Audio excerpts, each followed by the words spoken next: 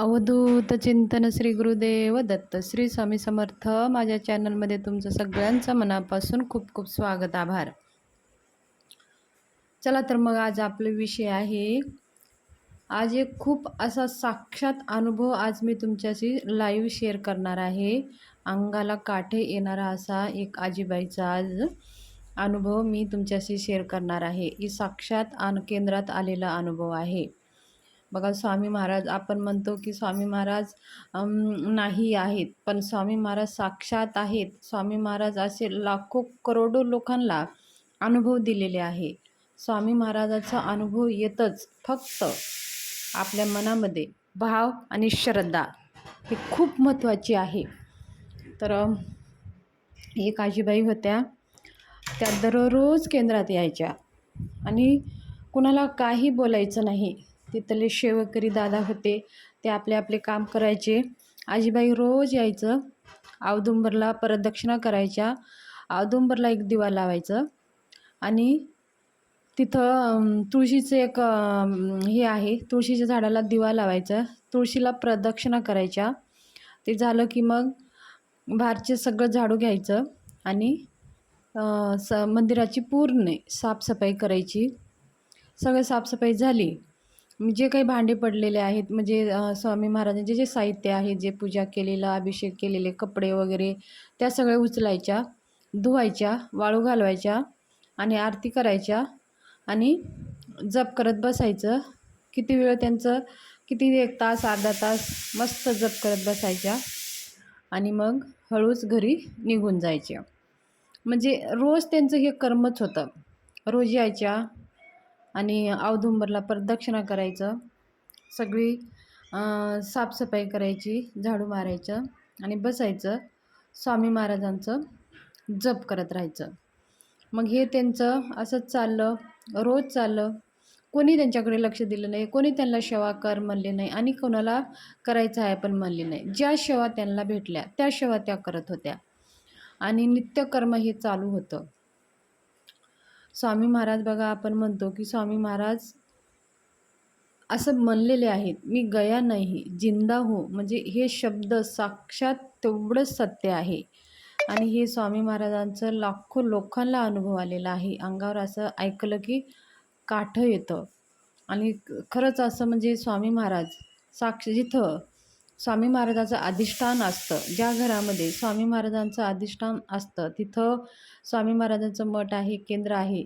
आता केंद्रामध्ये कसं नित्यसेवा चालली जातात, म्हणजे सकाळी अभिषेक असतं, 8ला आरती असते, 10:30ला नैवेद्य आरती असतं, संध्याकाळी 6ला नैवेद्य आरती असते आणि जे काही व्रत वैकल्य आहे हे सगळ्या सेवा तिथं घेतल्या जातात आणि दररोज नैवेद्य आरती असल्यामुळे तिथं ना स्वामी महाराज साक्षात त्यांचं तिथं वास असतं आणि खरंच स्वामी महाराज तिथं वास्तव्यामध्ये तिथं असतात त्यांचं. तिथं जर आपण केंद्रामध्ये जर जाऊन आलो तर बघा, आपल्याला एकदम असं समाधान वाटतं की आपण आपल्या माहेरी जाऊन आल्यासारखं वाटतं. केंद्रामध्ये जाऊन जिथं आपलं मन लागलेलं आहे ना, असं वाटतं की आपलं काही सगळं दुःख आहे, संकट आहे, ते एक दिवस तर एवढी एनर्जी असते केंद्रात जाऊन आली तर आपल्याला असं वाटतं की आपलं सगळं काही दुःख आहे, आपली माऊली म्हणजे आई, आपले स्वामी महाराजच आहेत. सगळे काही आई आहेत, वडील आहेत, आपलं काही दुःख सुखामध्ये ते सहभाग होतात आणि आपलं जे काही दुःख आहे ते दुःख कमी करण्यास मदत करतात. तर जर तुम्ही खूप दुःखी आहात, संकट आहे तुमच्यामध्ये, तुम्ही दुःखी आहात, तुम्हाला कोणी म्हणजे दुःखी वेळेस बघा, आपलेसुद्धा लोक आपल्याला सपोर्ट करत नाहीत आणि आपल्या जवळसुद्धा येत नाहीत. अशा वेळेस कधी कधी असं वाटतं की अरे, आपलं कोणीच नाही. अशा वेळेस तुम्ही फक्त स्वामी महाराजांना आपलं माना. स्वामी महाराज हे सर्वस्व आहेत. सगळ्या रीत्या नात्यांनी त्यांना आपल्याला जोडायचं आहे. आईंना जोडायचं आहे, वडिलांचं नातं जोडायचं आहे, पतीचं नातं जोडायचं आहे, भावांचं नातं जोडायचं आहे, बहिणीचं नातं जोडायचं आहे, मित्रांचं नातं जोडायचं आहे. सगळे काही नातं सर्वस्व तुम्ही महाराज म्हणून त्यांच्याशी नातं जोडायचं आहे आणि आपल्या दुःखामध्ये सुखामध्ये त्यांना साथी बनवायचं आहे. आपल्याला जर चांगल्या काही गोष्टी घडल्या तरीही स्वामींना सांगायचं आहे, त्यांना आपल्याला साथी सोबत घ्यायचं आहे आणि दुःखामध्ये तर आपण तिथंच जातो आहे. एखादी वेळेस आपण सुखामध्ये कसं घमंड येऊन जातं माणसाला, विसरून जातो. पण दुःखामध्ये तर आपण स्वामीजवळ जातोच जातो. कारण का ज्यावेळेस आपल्याला संकटे येतात, दुःख येतात, त्यावेळेस जर कोणी असतं आणि कोणीच आपलं मार्गदर्शन करणारं नसतं. कोण असतं त्यावेळेस तर स्वामी महाराज असतात. आपल्या सगळ्या काही दुःख हरून घेतात. स्वामी महाराज असतात आणि स्वामी महाराजांच्या मंदिरात, केंद्रात जर जाऊन आला तर खरंच असं वाटतं की आपलं सगळं काही दुःख विसरून जातोय आणि स्वामीमय आपण होतोय.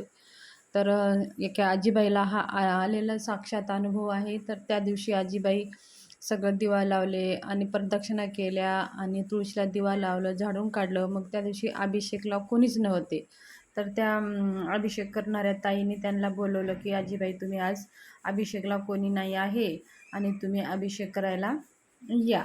मग त्या आजीबाई अभिषेक करायला त्या दिवशी त्या गेल्या. सगळं काही साहित्य त्यांना जेवढं काही भेटतात तेवढं साहित्य त्या आणल्या आणि जेवढे काही नव्हते ते केंद्रातून तिथूनच साहित्य असतं तिथून ते घेतल्या आणि अभिषेक करायला सुरू केलं. अभिषेक सुरू झाल्यानंतर म्हणजे असं बघा जे भक्त आहे, जे स्वामी महाराजांना मनानं भावानं जो कोणी स्वामी महाराजांजवळ येतं त्यांना स्वामी महाराज साक्षात असा अनुभव देत असतात. स्वामी महाराज असे काहीतरी लक्षण देतात की स्वामी महाराज आहेत, साक्षात स्वामी महाराज मी तिथं आहे आणि मी तुमच्या पाठीशी आहे असं आपल्याला अनुभव करून देतात. हे तेवढंच सत्य आहे, हे खरं आहे. तर तुम्ही स्वामी सेवा करताना अजिबात मनामध्ये शंका घेऊ नका. तर त्या आजीबाई अभिषेक त्या दिवशी केल्या आणि अभिषेक झालं. ज्या काही अभिषेक करून घेतात ताई, त्या षोडोपचार पूजा, संकल्प वगैरे त्या सगळं करून घेतलं. तर अनुभव बघा आजींना कसा अनुभव आला तुम्ही साक्षात पहा. आजीबाई अभिषेक करत होत्या. मग अभिषेक झाल्यानंतर दहीनं अभिषेक केले, नंतर दुधानं केले. मग जलाभिषेक करत होते बघा. असं स्वामी महाराज साक्षात स्वामी महाराजांचे पाऊलं असं उमटले ताटामध्ये. स्वामी महाराजांच्या मूर्तीवर अभिषेक करत असताना बघा असं पाऊल साक्षात उमटून असं त्यांना असं दर्शन दिसलं. म्हणजे त्या आजीबाई इतके आनंदित झाल्या आणि त्यांच्या डोळ्यातून एवढे आनंदाचे अश्रू निघत होते. ते त्यांना म्हणजे असं स्वामी महाराज साक्षात एवढा अनुभव देईल त्यांना म्हणजे वाटतच नव्हतं. म्हणजे साक्षात बघा स्वामी महाराज पाऊलं तिथं अभिषेक करताना उमटले. तर असं आहे स्वामी महाराजांचा अनुभव चमत्कार. तर स्वामी महाराज प्रत्येक भक्ताला असं काही ना काही अनुभव देतच असतात. तर लाखो लोकांना आलेला अनुभव आहे. धन्यवाद. माहिती आवडली असेल तर सबस्क्राईब जरूर करा.